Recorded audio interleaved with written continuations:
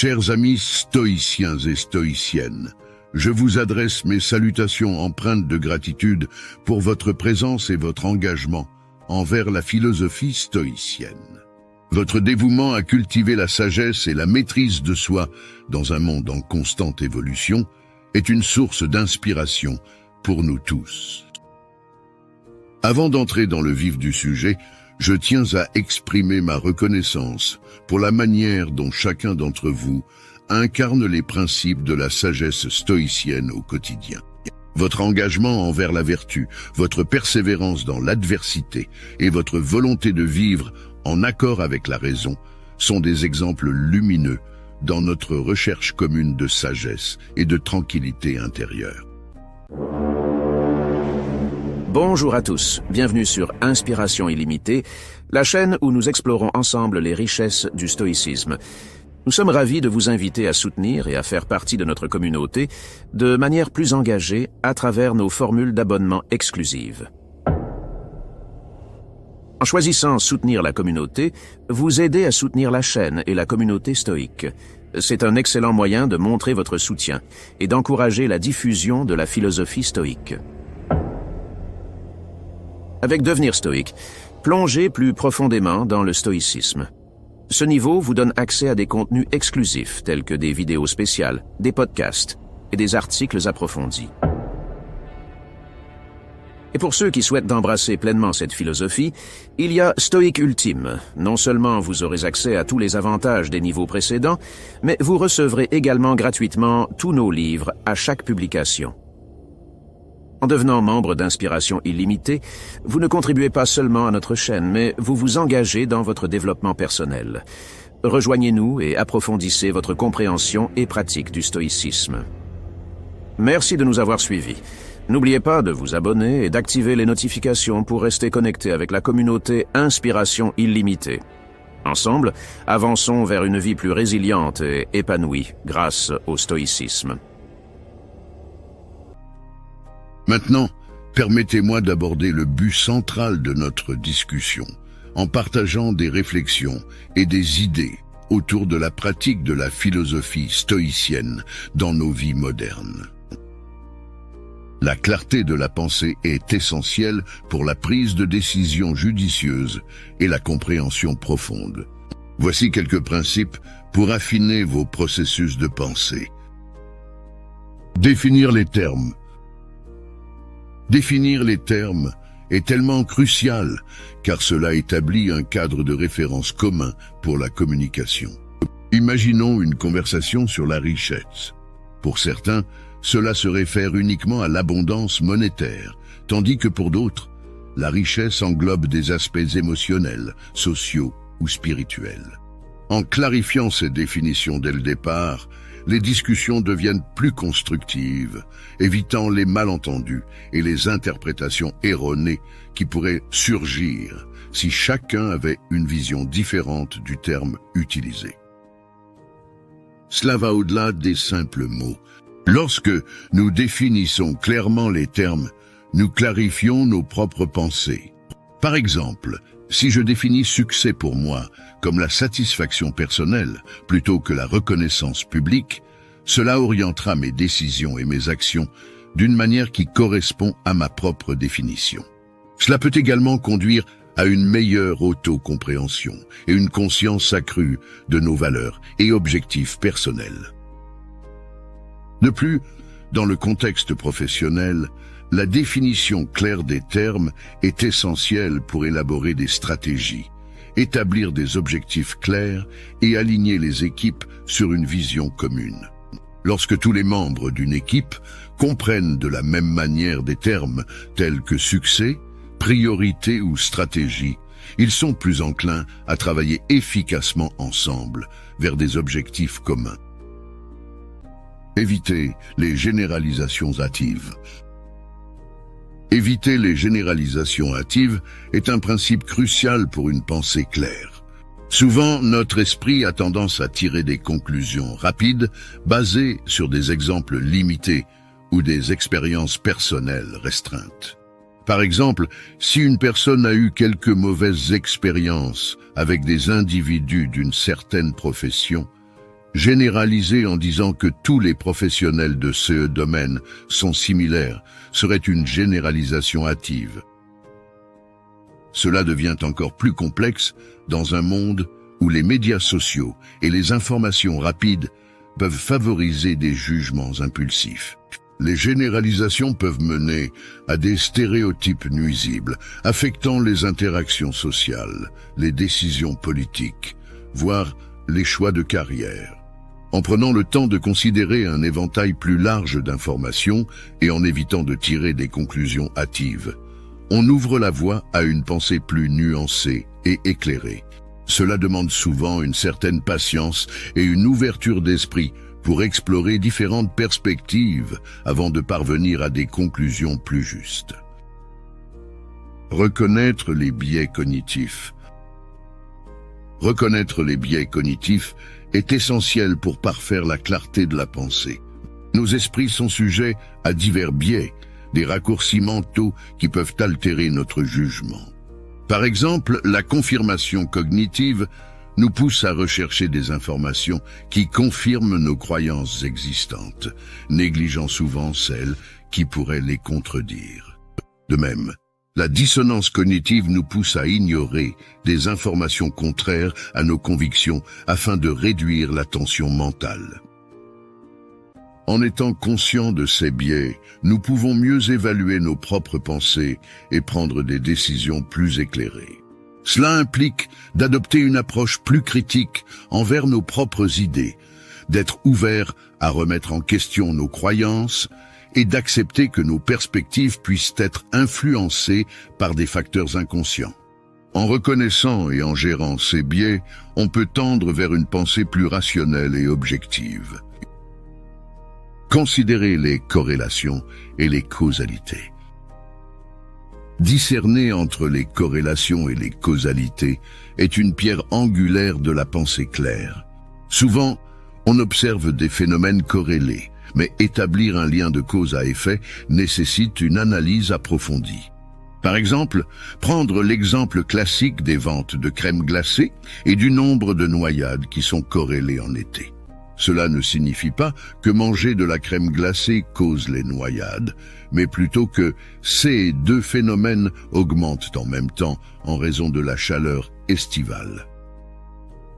Cela demande souvent une exploration minutieuse des variables impliquées, une analyse des éventuels facteurs confondants et la prudence de ne pas sauter trop rapidement à des conclusions. Comprendre la différence entre la simple corrélation et la relation causale peut aider à éviter les erreurs de jugement et à prendre des décisions plus informées. Être ouvert aux critiques et à la remise en question.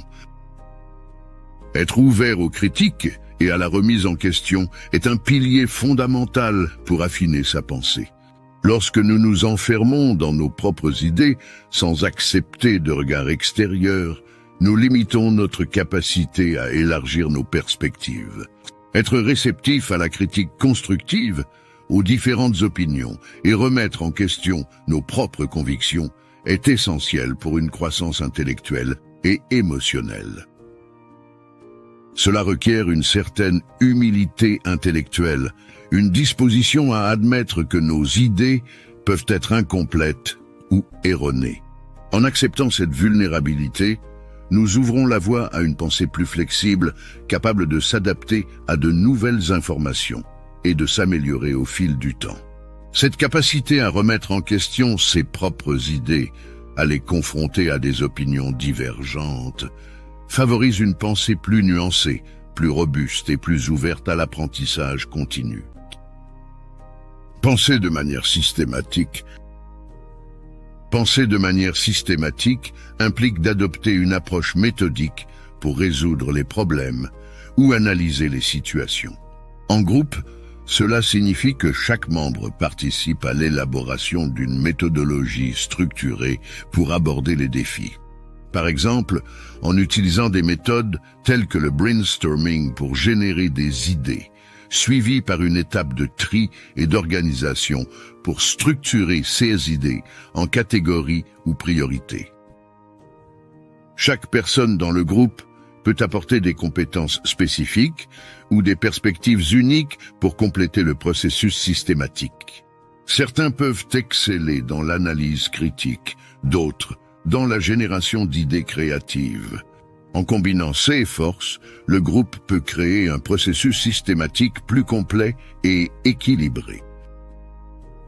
Lorsqu'il s'agit de résoudre des problèmes ou de prendre des décisions, une approche systématique implique souvent la décomposition du problème en parties plus petites, ce qui permet à chaque individu de travailler sur des aspects spécifiques avant de reconstituer ces pièces pour former une solution globale. Cette approche favorise la rigueur, la clarté et la précision dans les résultats atteints par le groupe. Pratiquer la pensée critique. La pensée critique est un processus qui implique l'examen rigoureux des idées, des arguments ou des informations pour en évaluer la validité, la fiabilité ou la logique. En pratiquant la pensée critique, on cherche à éviter les conclusions hâtives ou biaisées, en utilisant des outils intellectuels pour remettre en question et analyser de manière objective. Dans un groupe, la pensée critique peut être une force motrice. Chaque individu apporte une perspective unique et des compétences d'analyse pour évaluer des informations ou des idées. Par exemple, un membre du groupe pourrait poser des questions pertinentes pour vérifier la logique d'un argument, tandis qu'un autre pourrait examiner les preuves sous un...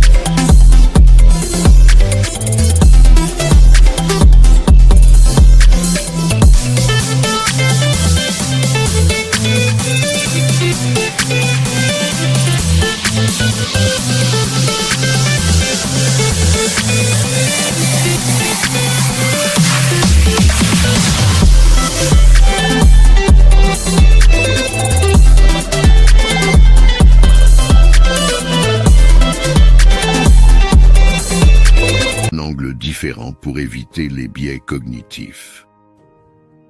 Pratiquer la pensée critique en groupe implique souvent un échange dynamique d'idées, des discussions argumentées et des remises en question pour affiner la compréhension collective. Cela favorise des décisions plus informées, des idées plus nuancées et une meilleure résolution des problèmes, car chaque membre du groupe contribue à une vision plus complète et approfondie des sujets abordés. Prendre en compte le contexte.